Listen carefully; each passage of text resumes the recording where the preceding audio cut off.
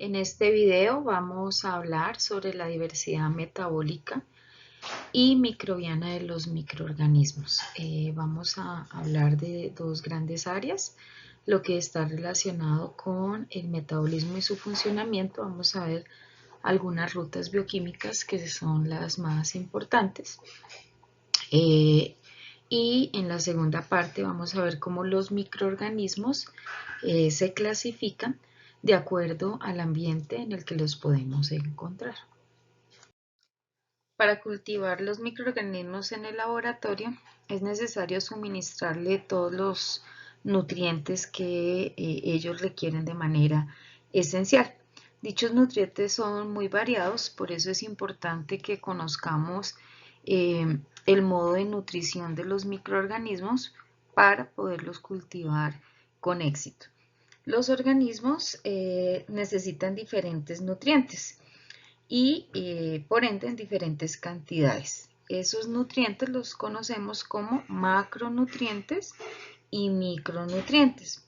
Todos los nutrientes microbianos están formados a partir de elementos químicos. Aquí en la diapositiva vemos una bacteria y nos muestran los elementos esenciales de ese organismo cuando se ha tomado pues su peso seco. Entonces tenemos que en carbono un 50%, oxígeno 17%, nitrógeno 13%, hidrógeno 8.2%, fósforo 2.5%, azufre 1.8%, selenio menos del 0.01%. Vemos en la imagen una tabla periódica con diferentes colores, donde en amarillo ustedes pueden apreciar los nutrientes esenciales para los microorganismos, los cationes, los aniones, los metales y pues algunos metabolitos que no son pues tan comúnmente utilizados. Adicionalmente a cada uno de estos elementos, pues hay que recordar que el agua es importantísima, ya que constituye entre el 70 al 80% del peso húmedo de una célula, y el agua es el que permite que se puedan dar una serie de reacciones metabólicas en la célula. En esta imagen vemos un medio de cultivo específico en el cual vemos el crecimiento de unas colonias de un microorganismo que se llama Serratia marcensis en un medio McConkey. Como hemos visto en la parte práctica, los medios de cultivo nos permiten obtener microorganismos para su estudio, los cuales pues deben cultivarse con una serie de técnicas de manera pues aséptica. Los medios de cultivo se basan en el conocimiento de las células microbianas porque un medio de cultivo debe permitirle al organismo crecer de la manera más eficiente. Normalmente el 50% de los nutrientes ofrecen fuentes de carbono y los medios de cultivo, pues como ustedes ya lo estudiaron, se pueden clasificar, por ejemplo, como medios definidos, medios complejos, medios enriquecidos, medios selectivos, medios bioquímicos, entre otros, y difieren en los nutrientes que les ofrecemos y cómo revelamos pues cada una de esas reacciones bioquímicas. ¿Cómo es el consumo de los nutrientes por los diferentes organismos? Para poder entender dichos mecanismos vamos a empezar a estudiar el metabolismo. ¿Qué es el metabolismo? El metabolismo es lo que llamamos de manera general a todas las reacciones químicas que se dan dentro de las células de los organismos vivos. Este metabolismo se puede dividir en tres grandes fases. La fase de obtención de energía, que llamamos catabolismo, la conversión de nutrientes, que llamamos anabolismo, y todo el proceso en el cual estudiamos cómo es la obtención de energía y la liberación de energía, que se llama anfibolismos. En la imagen vemos una serie de reacciones metabólicas y cada uno de estos nombres representa una vía. Las vías metabólicas son pequeñas etapas en el cual empezamos con un sustrato y por medio de una serie de reacciones vamos a llegar a unos productos intermedios para que se inicie otro metabolismo, o sea que dichos productos se van a volver los sustratos de otras rutas y así sucesivamente. La suma de todas esas vías metabólicas, ya sea para formar o degradar moléculas, es lo que conocemos con el nombre de metabolismo. Entonces, vamos a mirar una serie de conceptos iniciales y luego empezamos a mirar las rutas más generales para entender un poco este proceso microbiano. En esta imagen podemos apreciar toda la transformación que se puede dar de la materia. Entonces, encontramos en este lado de la imagen cómo los organismos fototróficos producen oxígeno y también nos producen compuestos orgánicos, que son aquellos que van a ser empleados por los organismos que no pueden sintetizar materia orgánica o su alimento a partir de compuestos inorgánicos como el CO2, que es lo que hacen los organismos fototróficos. Los organismos que emplean los compuestos orgánicos por medio del proceso de consumo van a generar CO2, el cual va a ser nuevamente empleado por los organismos fototróficos.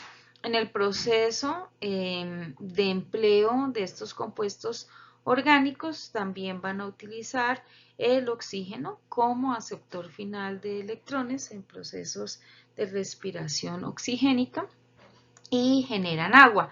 También generan energía, liberan energía. Esa energía puede ser liberada en forma de calor o obtención de compuestos como el ATP. Esa energía va a ser nuevamente utilizada en procesos de empleo de compuestos orgánicos y de esta manera se da todo el ciclo de transformación de la materia al interior de las células. Entonces vemos cómo los compuestos, ¿cierto?, se pueden formar, degradar y dependiendo de lo que se requiera, utilizo la energía. Entonces, si lo que yo deseo es construir materia orgánica, debo emplear energía. Entonces, aquí la energía entra a las reacciones para formar enlaces químicos. En esta parte, la energía va a liberarse. ¿Por qué se libera? Porque estoy rompiendo enlaces químicos.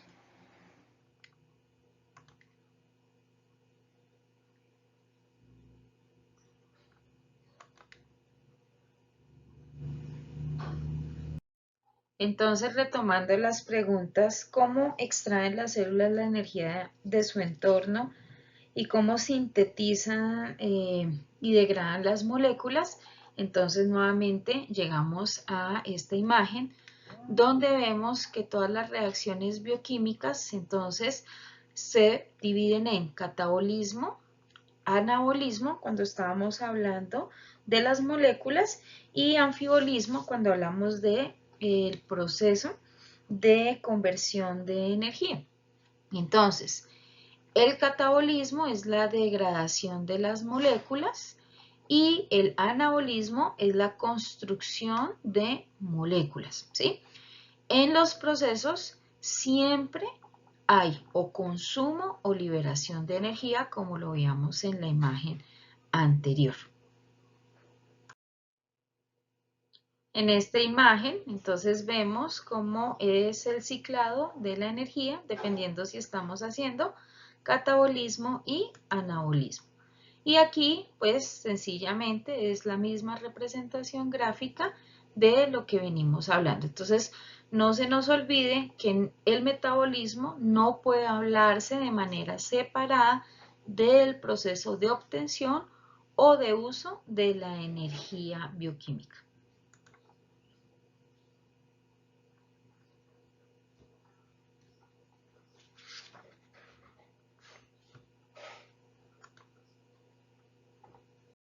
Metabólicamente vamos a encontrar algunas diferencias con las células eucariontes. Los procariontes pueden crecer mucho más rápido, crecen entre 10 a 100 veces más rápido que las células humanas, dependiendo si estamos hablando de hongos o bacterias. Los procariontes tienen la capacidad de emplear mayor cantidad de nutrientes para obtención de energía y como fuentes nutricionales. El oxígeno no es el único oxidante, tenemos otros compuestos como nitrógeno, azufre, fósforo, algunos metales pesados. Los mecanismos metabólicos son mucho más sencillos porque dentro de los procariontes pues no tenemos organelos, por ende pues todas las enzimas se encuentran dentro del citoplasma y hay una facilidad de reacciones por ubicarse en el mismo lugar. En los eucariontes esto no sucede. Como ejemplo tenemos el ciclo de Krebs o el ciclo de los ácidos tricarboxílicos, en el cual parte se da en citoplasma y otra parte se da dentro de mitocondria. Esto hace que esos mecanismos o vías metabólicas sean un poco más complejas, dispendiosas y en tiempo pues menos eficientes. Otra característica de las células procariontes es que tienen una serie de rutas metabólicas denominadas divergentes, que son variaciones de las rutas metabólicas tradicionales que encontramos en los procariontes y tienen vías metabólicas únicas, como por ejemplo para degradación de hidrocarburos, degradación de algunos pesticidas. He allí que por qué los microorganismos son tan importantes en los procesos de bioremediación, porque genéticamente y bioquímicamente pues son mucho más enriquecidos y pueden hacer mayor cantidad de reacciones metabólicas a partir de compuestos que las células eucariontes pues no pueden emplear. Aquí encontramos un cuadro comparativo entre el anabolismo y el catabolismo. Entonces, recordando, el anabolismo es la fase constructiva del metabolismo, por ende, sus productos finales son las biomoléculas. Para poder construir las moléculas debemos formar enlaces, entonces hay consumo de ATP, hay procesos de reducción, recordemos que la reducción es la adición de electrones a las moléculas y algunos de estos ciclos es la glucólisis, ciclo de Krebs, fermentaciones, cadena respiratoria y en estas rutas se conocen como rutas divergentes, ¿sí? O sea que a partir de un compuesto principal metabólico que es el ácido pirúvico o piruvato, se van a dar todas estas rutas. El catabolismo son rutas convergentes porque a partir de una serie de biomoléculas en el proceso de degradación se va a obtener como producto principal el piruvato. El catabolismo produce ATP porque hay rompimiento de enlaces al haber liberación de electrones, a lo que llamamos nosotros oxidación.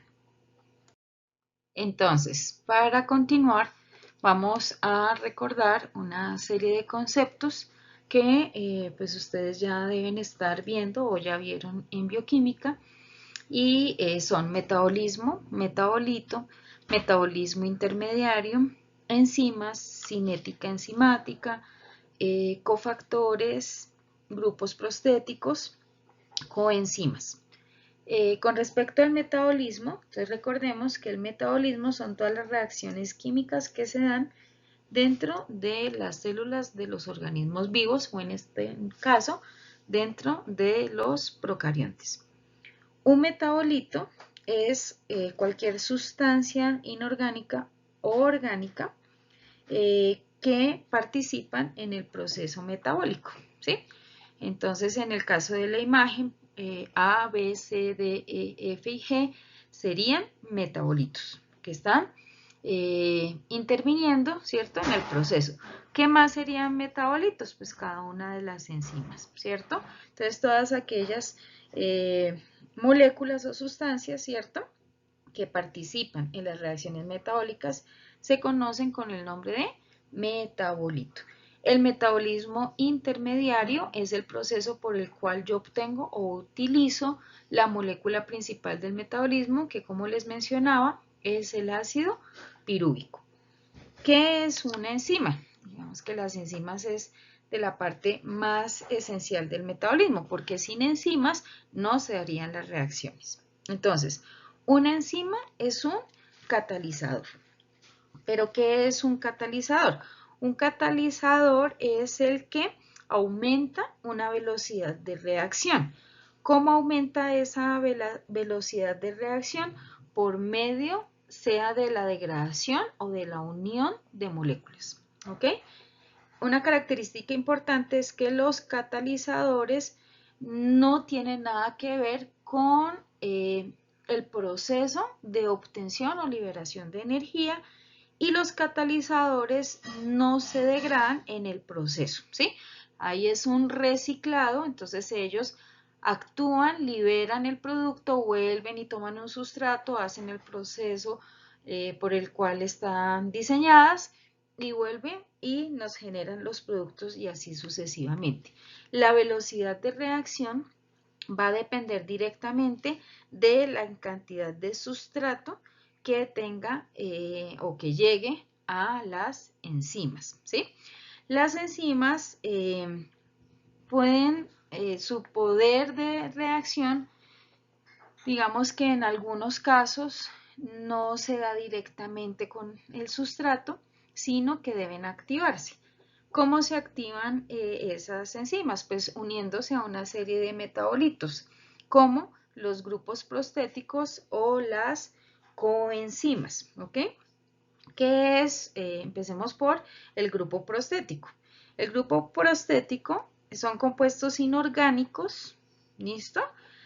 Perdón, compuestos orgánicos no proteicos, ¿sí? O sea, es un compuesto orgánico, pero no es una proteína, cosa que sí es la enzima. Entonces, las enzimas, recordemos que son proteínas activas metabólicamente.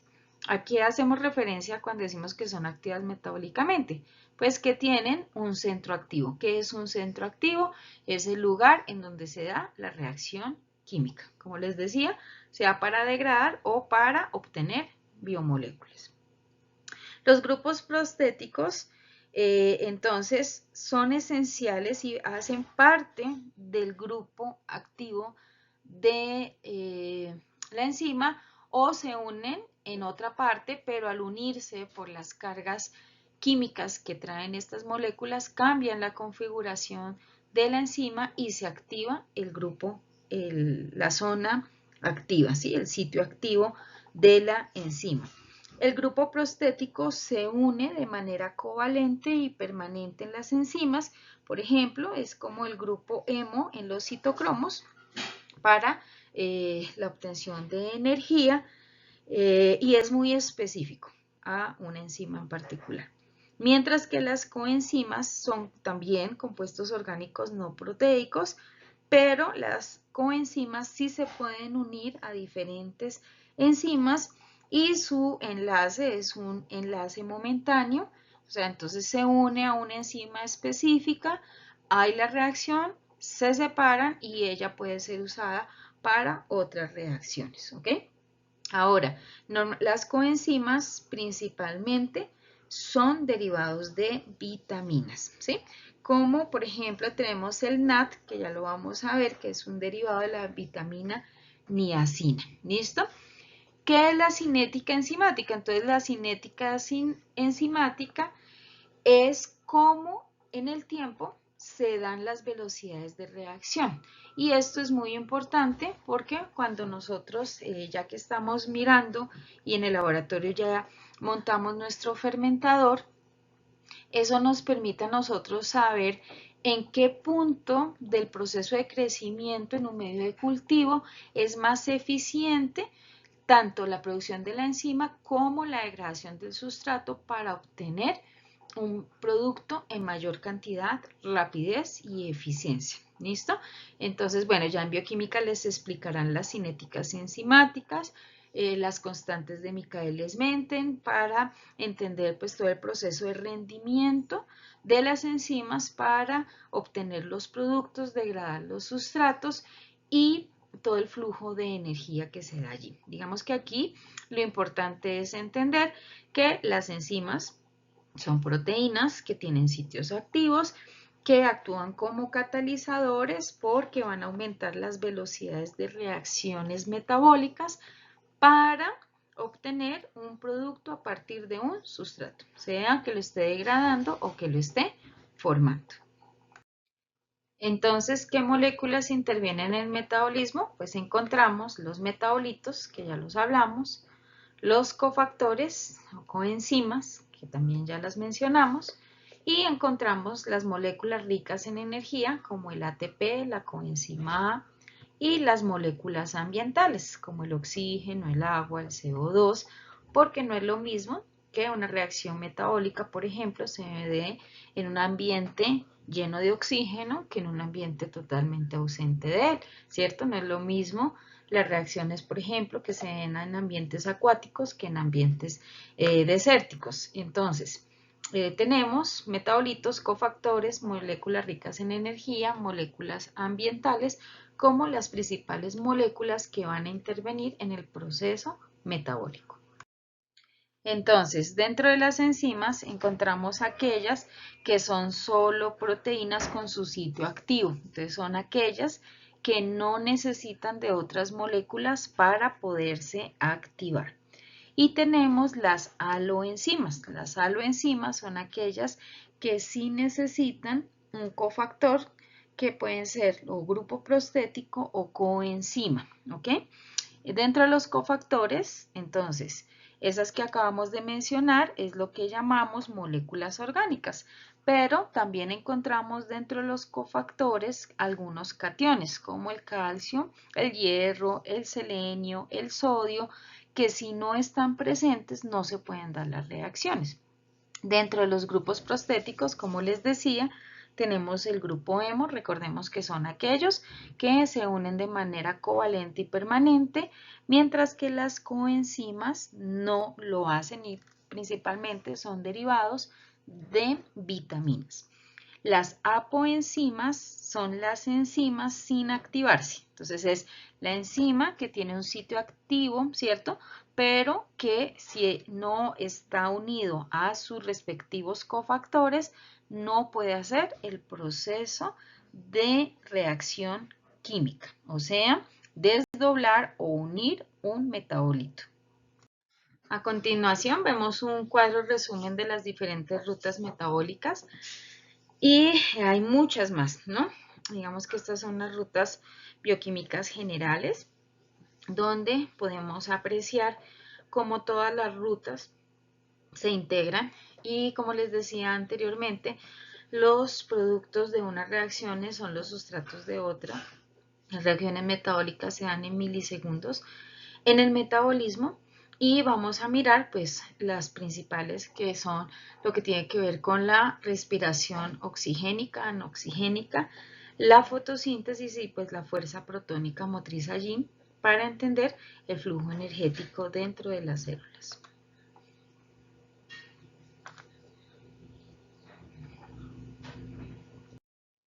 Cuando hablamos de metabolismo, debemos hacer diferencia entre lo que es metabolismo primario y metabolismo secundario. El metabolismo primario es todo aquel en el cual hay un crecimiento y procesos de diferenciaciones celulares. En el secundario van a ocurrir metabolismos de supervivencia y se da en las fases estacionarias o de muerte. Si recordamos las fases de una curva de crecimiento bacteriana, entonces tenemos la fase de latencia, que es la fase inicial de la curva, luego un aumento exponencial del crecimiento, entonces la fase logarítmica, luego ese crecimiento va a ir deteniendo hasta llegar a una fase estacionaria y se inicia el proceso de muerte. Entonces, el metabolismo primario es el que tiene que ver con la fase lag, la fase log, y metabolismo secundario con la fase estacionaria y la fase de muerte. Es importante tener claro estos dos metabolismos porque a nivel, por ejemplo, de biotecnología, tenemos que saber qué tipo de productos queremos nosotros obtener. Por ejemplo, si quisiéramos producir moléculas con alguna capacidad fungicida, bactericida, buscaríamos moléculas que se produzcan en el metabolismo secundario. Pero si queremos, por ejemplo, producir una enzima como la amilasa, que va a buscar degradar compuestos para poder nutrirse una célula, pues vamos a incentivar el metabolismo primario. Con respecto a los hongos, en los hongos la fase de crecimiento solamente tiene dos fases, que es la tropofase y la idiofase. Entonces aquí voy a dibujar cómo sería la curva de crecimiento de un hongo, donde vemos que el crecimiento empieza muy lento. ¿Por qué empieza tan lento?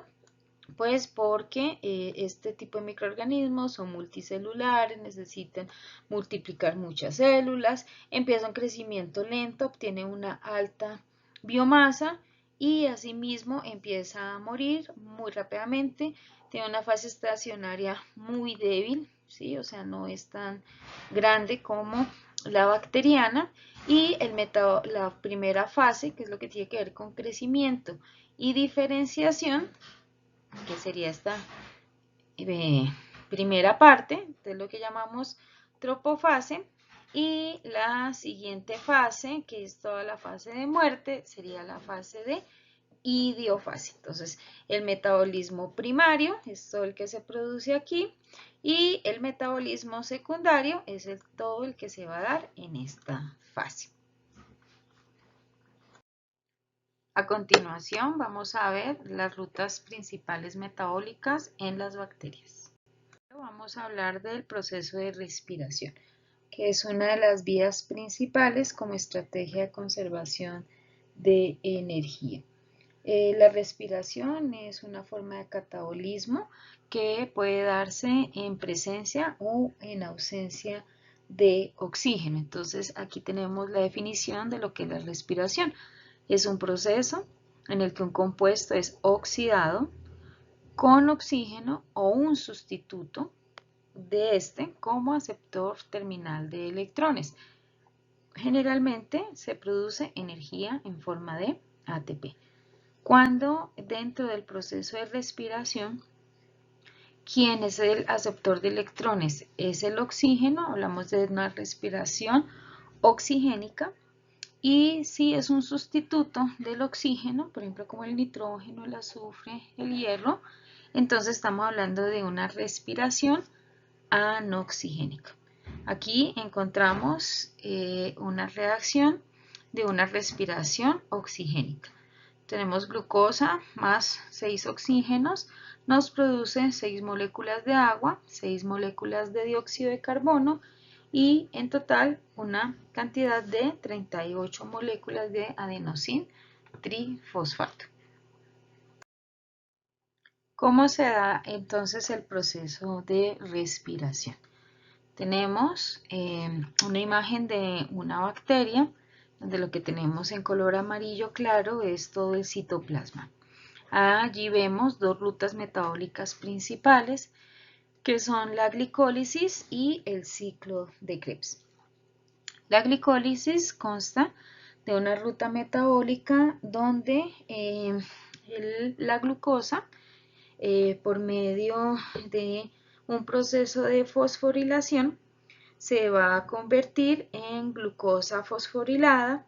Luego esa glucosa que se fosforila 2 veces se va a isomerar, se convierte en una fructosa, y esa fructosa luego se va a escindir o romper en 2 moléculas. Esas 2 moléculas que se producen es la molécula gliceraldehído 3-fosfato y la dihidroxiacetona fosfato. La dihidroxiacetona fosfato se vuelve a isomerizar y se convierte en gliceraldehído 3-fosfato. O sea que al final del proceso de glicólisis vamos a obtener 2 moléculas de 3 carbonos de gliceraldehido 3-fosfato que lo va a ser convertidas en 2 moléculas de piruvato. El piruvato se va a unir el acetil-CoA y no se va a iniciar el ciclo de Krebs. En el ciclo de Krebs lo que tenemos es una serie de reacciones que nos van a estar produciendo una serie de cofactores, como ustedes los ven aquí, que principalmente son el NAD y el FAD, que vienen reducidos, se van a oxidar. ¿Para qué se oxidan? Pues llevándome hidrógenos. ¿A dónde me van a llevar estos hidrógenos? Estos hidrógenos, que es lo que tenemos aquí, ¿sí? Ellos vienen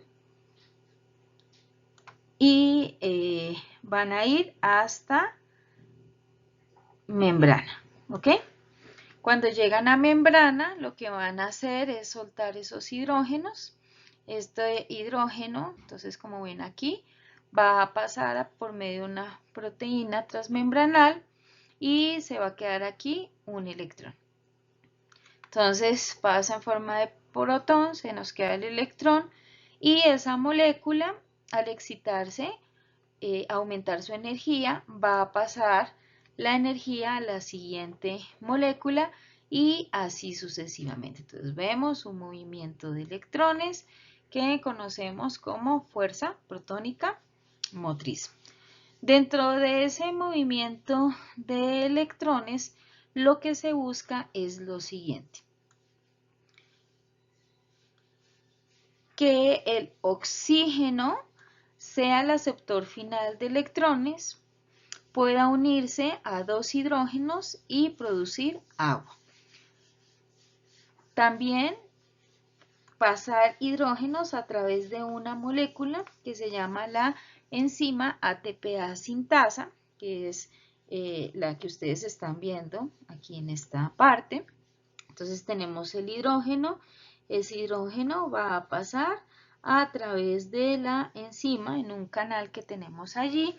Esta enzima es como un motor pequeñito, pasa el hidrógeno, luego de que pasa, esa molécula se mueve porque esa energía que trae el hidrógeno, ese electrón, va a generar una fuerza motriz.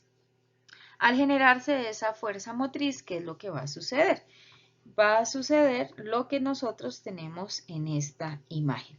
Que tenemos allí adenosin difosfato en la parte superior y ese adenosin fosfato se va a unir a un fósforo inorgánico y se va a producir ATP.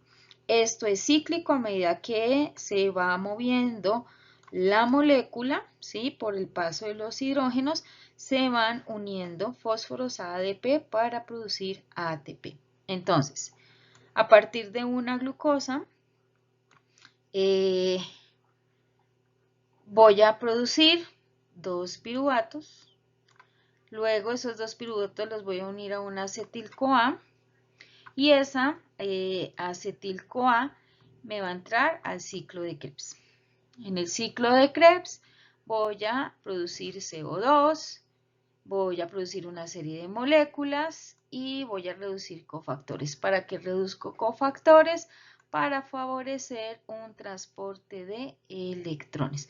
Por eso la respiración también se conoce con el nombre de fosforilación oxidativa. Esto es lo que se fosforila una glucosa, vamos oxidando algunos compuestos, movemos hidrógenos, esos hidrógenos van a mantener un potencial redox en la membrana con la finalidad de producir moléculas de ATP. Recordemos que si mi aceptor final de electrones es oxígeno, estoy hablando de una respiración del tipo aerobia, pero si estoy hablando de un sustituto, por ejemplo, si tuviéramos en vez de oxígeno hierro, entonces la respiración de la cual yo estoy hablando es una respiración anoxigénica.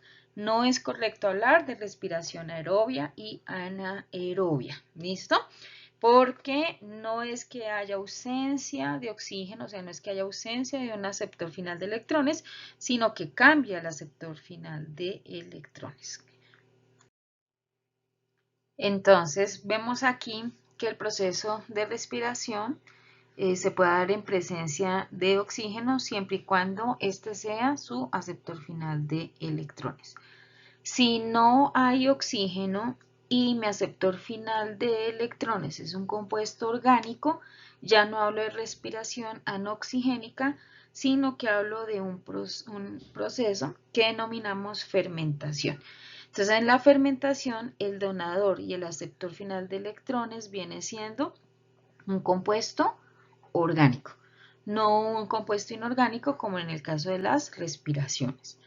En el caso de los microorganismos, las fermentaciones son bastante variadas. Tenemos, por ejemplo, la fermentación acética, la láctica, alcohólica, ácido mixta, butanodiólica, como que fueron las dos que probamos en el laboratorio. Entonces, en el proceso de fermentación también vamos a producir ATP, pero digamos que la producción de ATP es mucho menor que en un proceso aerobio, ¿sí? Por cada proceso de fermentación se producen son 2 ATPs, mientras que en uno, como veíamos, de respiración se producen 38 ATPs en total, ¿sí?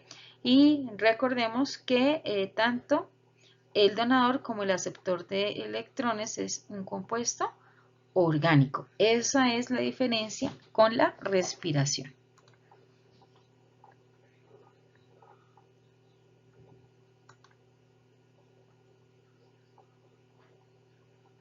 En esta diapositiva vemos los dos procesos, el proceso de respiración y el proceso de fermentación.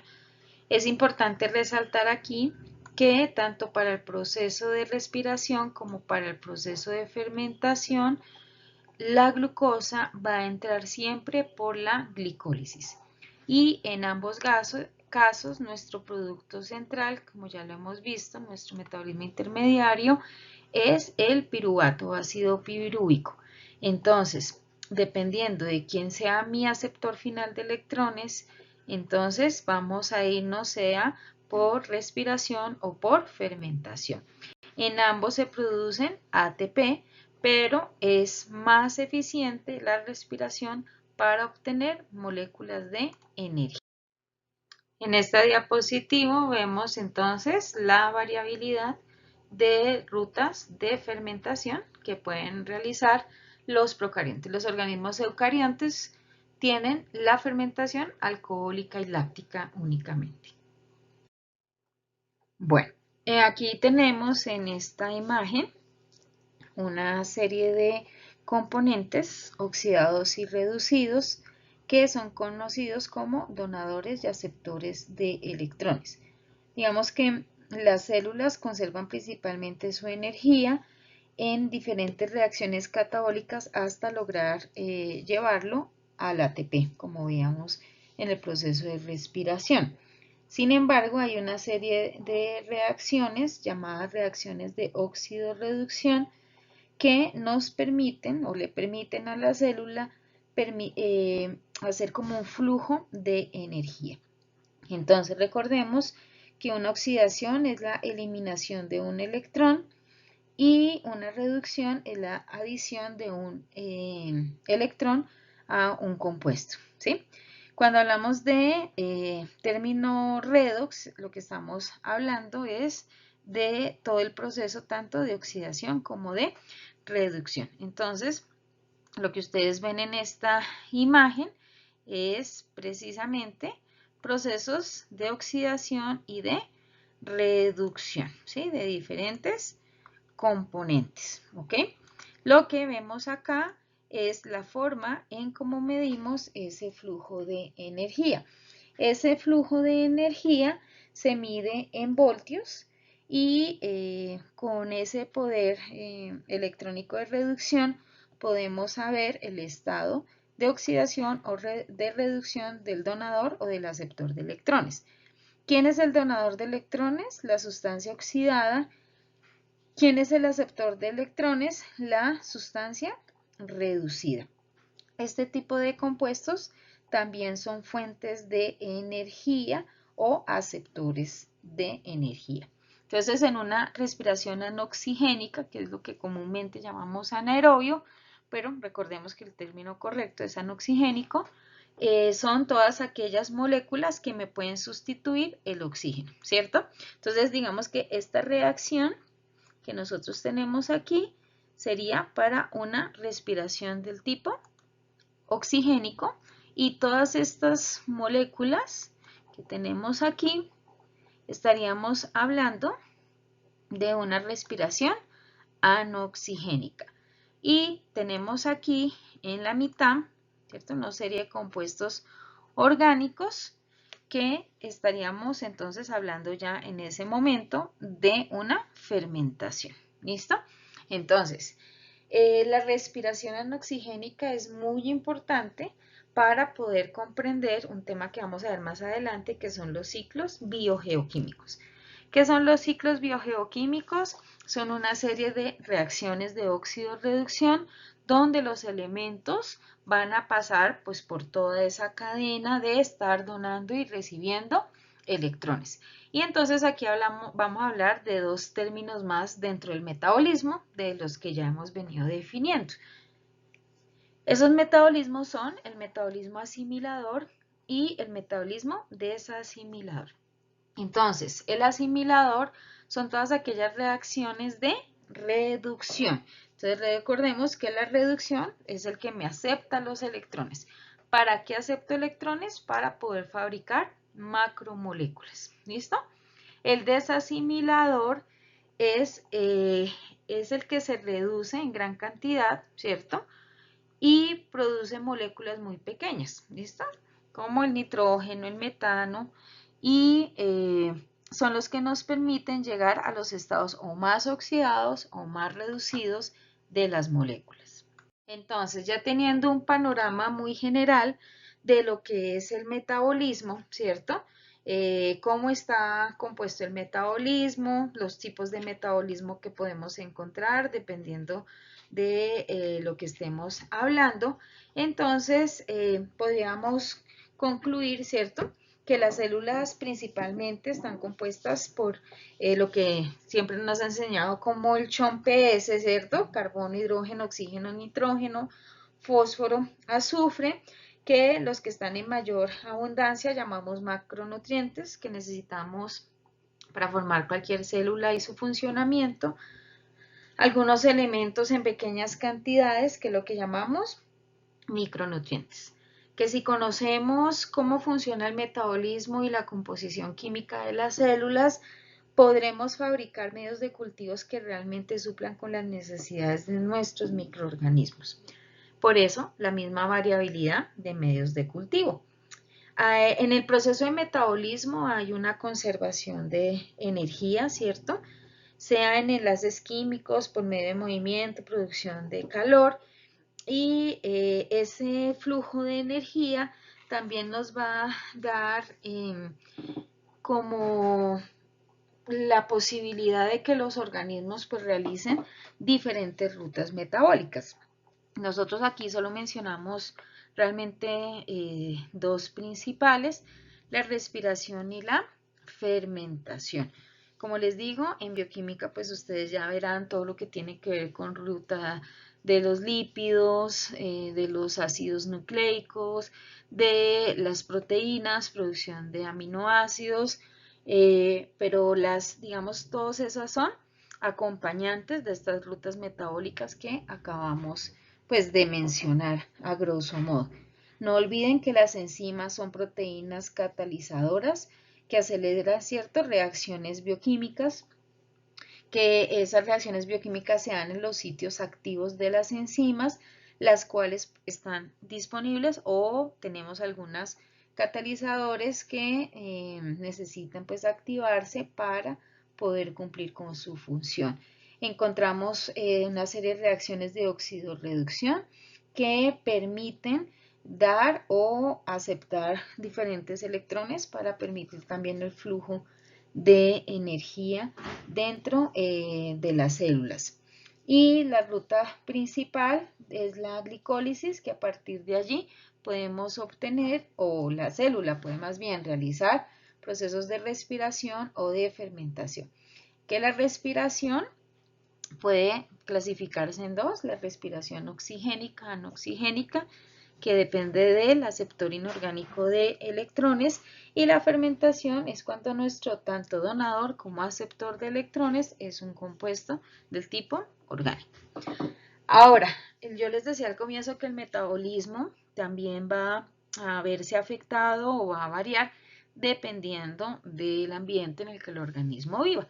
Entonces, vamos a ver que los microorganismos se clasifican dependiendo de los componentes que encontremos en el medio ambiente. Bueno, y de las características físicas de los mismos como las químicas. ¿Listo? Entonces, vamos a ver la clasificación microbiana.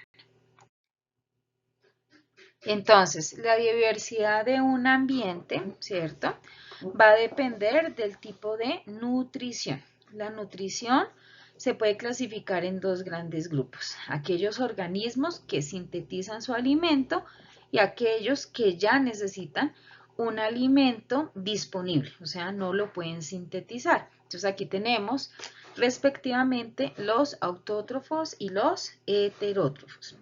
Y metabólicamente vamos a tener dos grandes grupos: los aerobios y los anaerobios. Dentro de los anaerobios tenemos la respiración anoxigénica y la fermentación. Bueno, entonces, como parte del metabolismo y la nutrición, vamos a encontrar que los organismos se pueden clasificar dependiendo de la fuente de energía y la fuente de carbono. ¿Listo? Entonces, si mi fuente de energía es química, me clasifico como quimiótrofo. Si mi fuente de energía es lumínica, entonces yo me clasifico, o el organismo, ¿cierto?, que utiliza la luz como fuente de energía, se clasifica como fotótrofo. ¿Listo? Entonces, energía química, sí, quimiótrofos. Energía lumínica, fotótrofos. Bueno, con respecto a la fuente de carbono.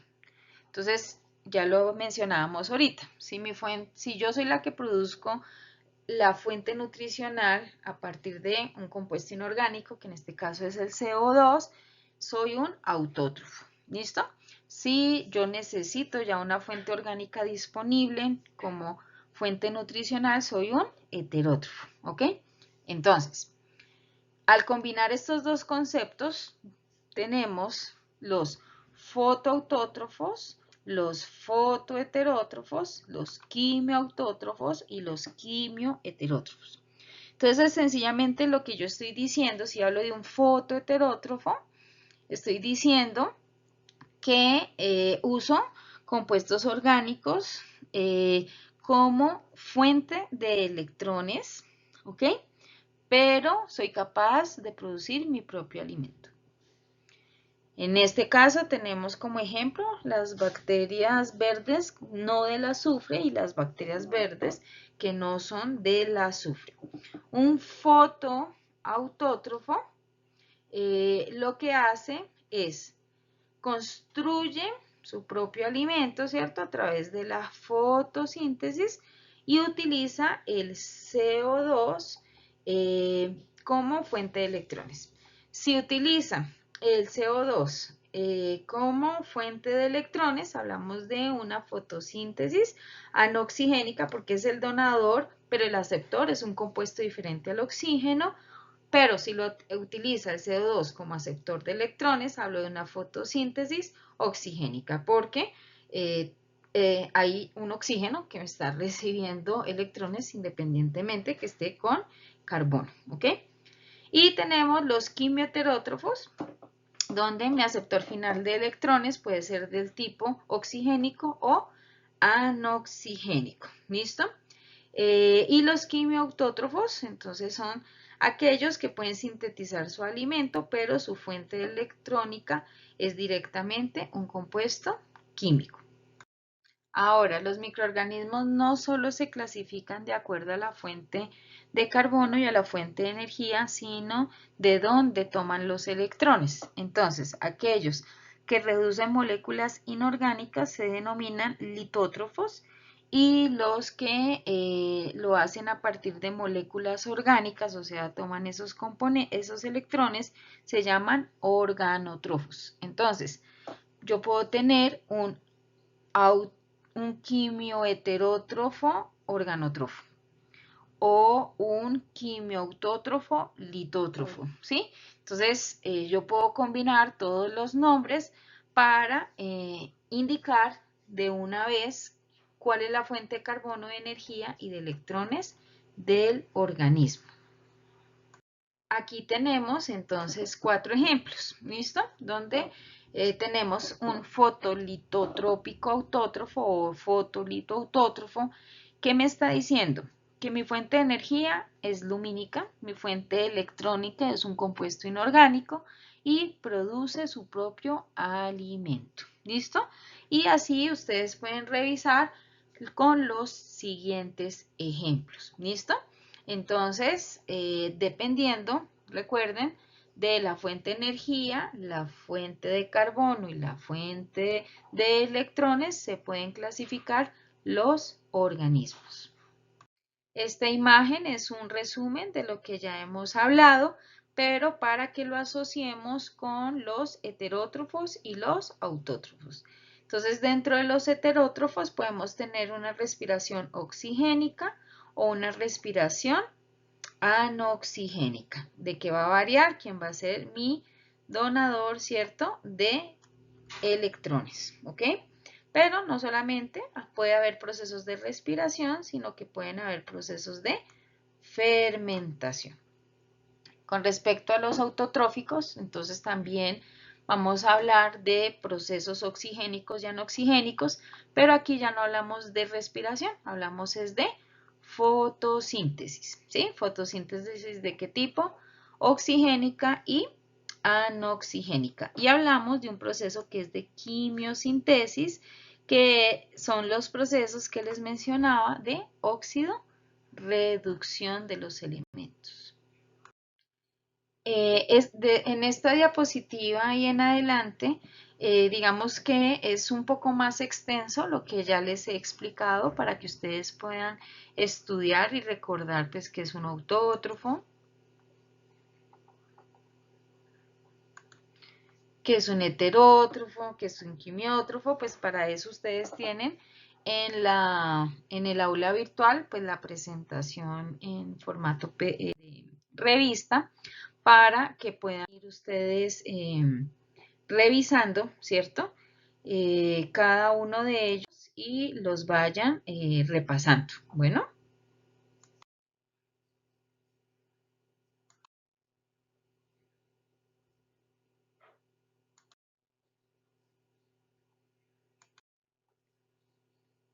Todos estos procesos ya los hemos hablado, sencillamente como les digo está digamos un poco más extenso cada uno, pero es lo mismo que ya hemos mencionado.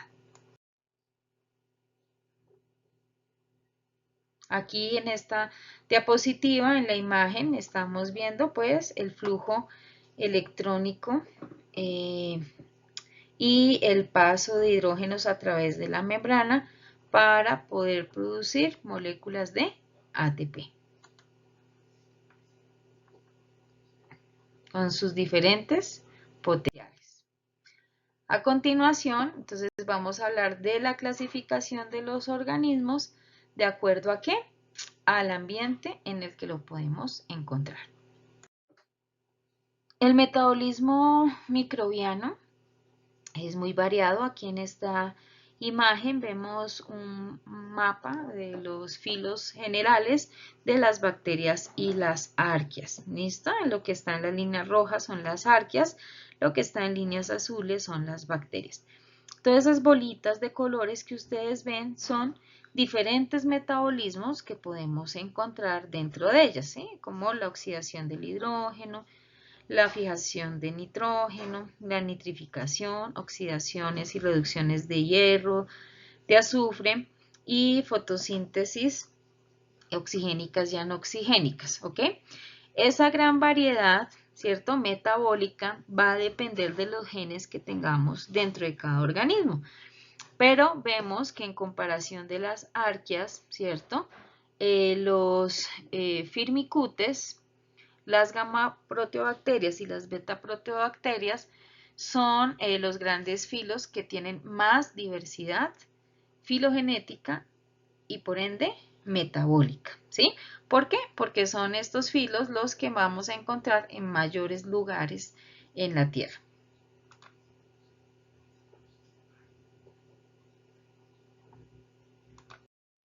Entonces, para la clasificación, nosotros ya vimos que de acuerdo a las fuentes nutricionales, ¿cierto? Y electrónicas como energéticas, podemos clasificar los microorganismos. Pero también los podemos clasificar de acuerdo a las condiciones ambientales, como la temperatura, el potencial de agua que hay en el ambiente, el potencial de hidrógenos, que es lo que llamamos pH, presencia o ausencia de oxígeno, la luz, las condiciones osmóticas. Entonces vamos a revisar la clasificación.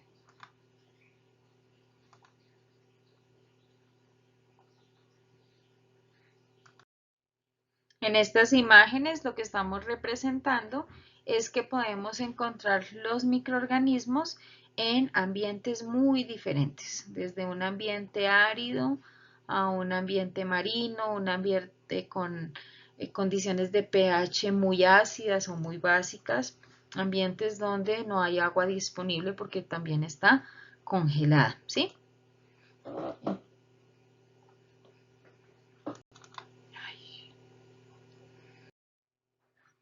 Aquellos ambientes en los cuales tengo una alta concentración de solutos, ¿listo? Va a haber una clasificación de los organismos de acuerdo a si yo estoy hablando que mi soluto es sal o mis solutos son azúcares, ¿ok? Tengo unos organismos que se llaman osmotolerantes. ¿Quiénes son los organismos osmotolerantes? Aquellos que pueden soportar una cierta concentración de solutos que la mayoría de células no pueden soportar porque se harían procesos osmóticos, sean porque el ambiente es hipotónico o hipertónico, dándose como resultado la lisis o la plasmóptisis celular. Algunas bacterias, digamos, pueden soportar unas pequeñas variaciones en los porcentajes normales, pero que si dura mucho tiempo en esa condición, pues sencillamente el proceso osmótico natural a la membrana se va a dar y esa célula va a morir. Pero tenemos otros organismos que sí tienen los mecanismos para evitar se dé el proceso de ósmosis. Entonces, tenemos aquellos microorganismos conocidos como halófilos. Los halófilos son los que viven en altas concentraciones de sal, como los que hay en los lagos rosados. Ahora, ¿por qué un lago es rosado, como el que tenemos en Colombia o en África? Es por el tipo de microorganismos que hay allí, ¿sí? Especialmente el filón Halobacterium. Este tipo de bacterias produce una serie de proteínas para recubrir su pared y no permitir que la alta concentración de solutos, o sea, ese ambiente hipertónico, empiece a tratar de ingresar a la célula para sacar el agua y generarse un proceso de plasmóptisis. Entonces, esa proteína es de color rosado. Por eso, estos lagos tienen ese color en particular. Dependiendo del rango de resistencia a las altas concentraciones de sal, entonces vamos a encontrar los organismos halotolerantes, halófilos y halófilos extremos. Aquí tenemos algunos ejemplos, por ejemplo los halotolerantes como los estafilococo aureus. Por eso, por ejemplo, a nivel alimentario, es uno de los organismos que principalmente genera infecciones cuando de procedencia de alimentos, porque son microorganismos que pueden persistir todavía en alimentos que tienen altas concentraciones de sal. Tenemos los halófilos que pueden vivir hasta concentraciones del 12-15% de sal, y aquellas que vienen en concentraciones más altas a estas se conocen como halófilos extremos. Tenemos microorganismos que pueden vivir en altas temperaturas o bajas temperaturas, ¿sí? Entonces, vamos a mirar cómo es la clasificación de ellos.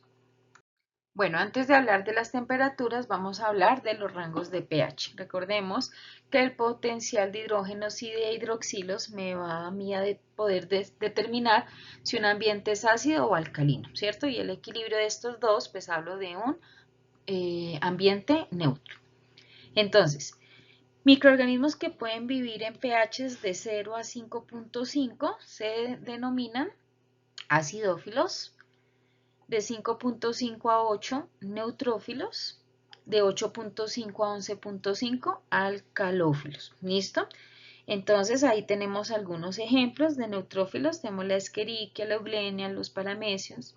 Dentro de los alcalinófilos tenemos los cloroflexus, los bacillus firmus, los natronobacterium. Y dentro de los acidófilos, por ejemplo, los sulfolóbulos, picrofilos, ferroplasmas. ¿Listo? Esta imagen que ustedes ven de estas aguas naranjas son aguas de minería, donde los pHs a veces alcanzan pHs de 3, estas aguas por el uso de ácido sulfúrico. Se ve naranja porque también hay pues, presencia de hierro, formándose sulfuros ferrosos, pero digamos que de este tipo de aguas es donde se busca principalmente microorganismos del tipo acidófilos, que son los que se tratan, digamos, como de estudiar para poder hacer remediación de estas aguas, porque necesitamos un organismo que no solo sea capaz de limpiar, sino que sea capaz de resistir el ambiente que yo quiero pues, mejorar, ¿no?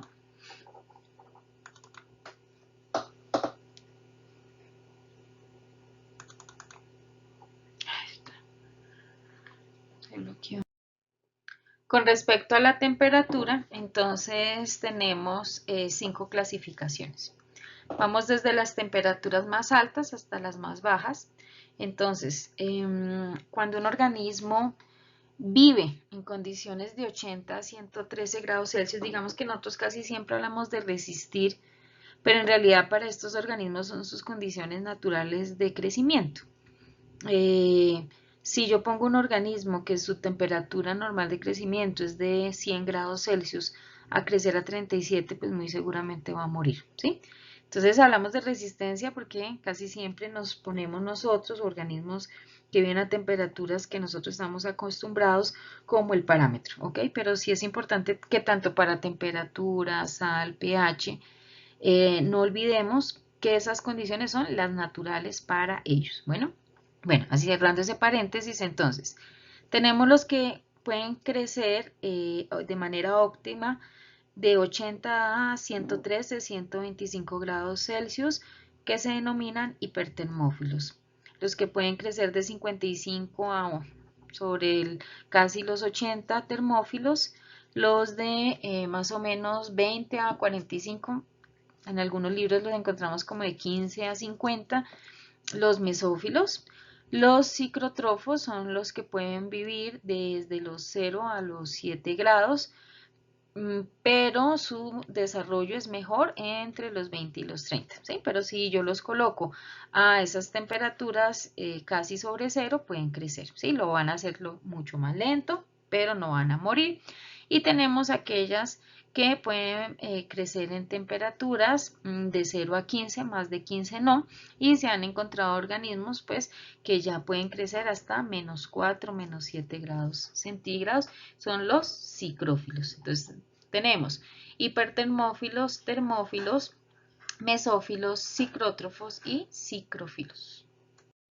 Como les decía ahorita, entonces los rangos van a variar y por ende va a variar el metabolismo. En el promedio del rango pues va a ser el punto más óptimo de reacciones metabólicas. y dependiendo de los extremos del rango, hacia arriba o hacia abajo, en ambos casos va a ser lento el desarrollo, sea porque las membranas se empiezan a hidrolizar por el calor o se empiezan a congelar porque es muy baja la temperatura. Hoy en día ya hay microorganismos que crecen a temperaturas casi sobre los 120 grados centígrados. Normalmente esos organismos son microorganismos que se han aislado directamente de lavas y de chimeneas submarinas. Bueno, dentro del rango de los mesófilos, que es ese rango que hablábamos desde los 15, 20 hasta los 50 grados, es donde vamos a encontrar mayor variedad de organismos del tipo eucarionte y procarionte. Frente al oxígeno, y nosotros ya vimos esto en el laboratorio cuando hicimos el cultivo de nuestro organismo en un medio líquido, vimos que los organismos, ¿cierto?, podían presentarse en forma de película, botón, turbidez, floculado, y dependiendo de la forma en cómo ellos se distribuyen en el medio, en realidad lo que nos está dando es información de cómo se comportan ellos cuando hay presencia y disminución hasta ausencia de oxígeno, ¿ok? Y vamos a hablar entonces de microorganismos aerobios obligados, aerobios facultativos, microaerofílicos, anaerobios obligados y anaerobios facultativos. Aquí ustedes ven en cada uno de los tubos qué tipo de organismo es el que se está presentando, está creciendo, y a la derecha vemos las diferentes reacciones que se están dando para que ellos puedan, en el caso de los anaerobios, destruir el oxígeno, porque el oxígeno es un compuesto altamente oxidante que puede dañar las membranas y llevar a lisis celular y por ende a muerte a las células. En esta diapositiva vemos una reacción negativa en la figura que ustedes tienen ahí, negativa y positiva de la reacción de la catalasa con su respectiva reacción, donde el peróxido de hidrógeno, ¿cierto?, por la reacción de la catalasa termina formándose agua y oxígeno, ¿cierto? Y bueno, ahí ven otra vez la clasificación de acuerdo a la presencia o ausencia de oxígeno. Cuando un organismo crece en temperaturas superiores a una atmósfera, que son las condiciones como las que nosotros normalmente estamos, se conocen con el nombre de piezófilos, con Z. Los piezófilos, anteriormente llamados barófilos, pero nombre que ya no usamos, son microorganismos que se han estudiado tanto en la estratosfera como en las chimeneas submarinas, que pueden alcanzar presiones hasta de 300 a 400 atmósferas.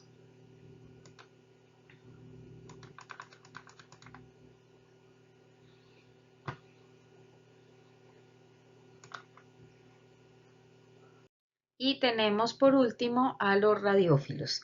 Entonces, en el caso de que se acabara el mundo por una guerra nuclear o algo así, las cucarachas pues no van a estar solitas porque han encontrado un microorganismo que se llama Deinococcus radiodurans, que crece, digamos, y no se ve afectado por altas radiaciones, ¿sí?